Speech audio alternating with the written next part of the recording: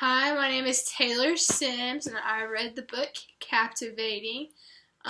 This is my sweet mate's dog that she just brought in the room. Her name is Molly, so she's joining me for this video. This book is written by John and Stacey Eldridge, and it's essentially a book about who God defines women to be and basically what our identities were designed to be versus kind of how the world defines women to be.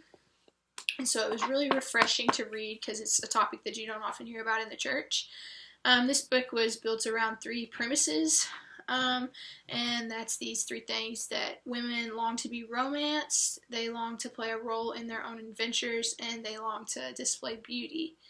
And so this first premise, that women long to be romanced, it brings a interesting perspective that God has designed women to be captivated by scenes of his romance.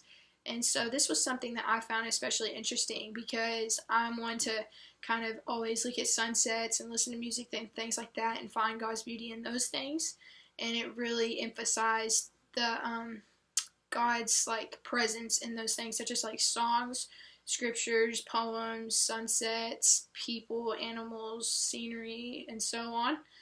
And an interesting perspective in this book was that the world often kind of shames us to shut out these desires and these natural wants and needs for God's beauty, which is actually who we were designed to be.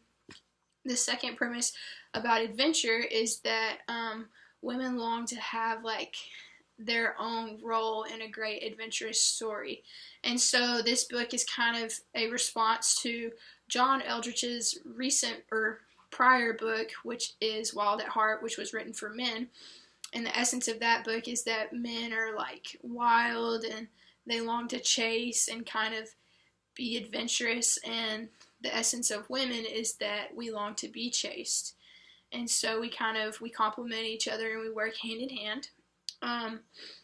A point that the book mentions is that women long for strength and protection of a man similar to God, which is something that I can relate to. I know that in away from relational is that I long for that strength and protection from my personal dad.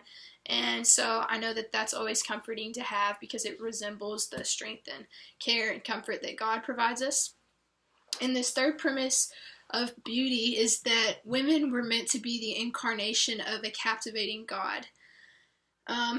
This book it has an interesting sentence, and it says that beauty speaks, invites, nourishes, comforts, and inspires, and transcends. And so that's just something that especially me growing up as a tomboy, I was kind of, in my own little world, and beauty was kind of a shameful thing.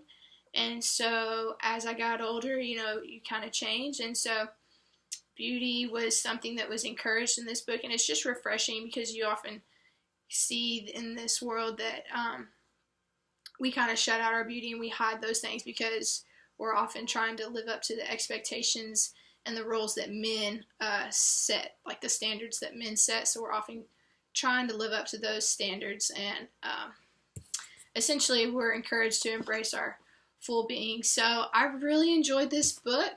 It was refreshing. I had bought it last summer and I hadn't had the chance to read it yet, so I did it for this project, and I hope you enjoyed this video and my little guest.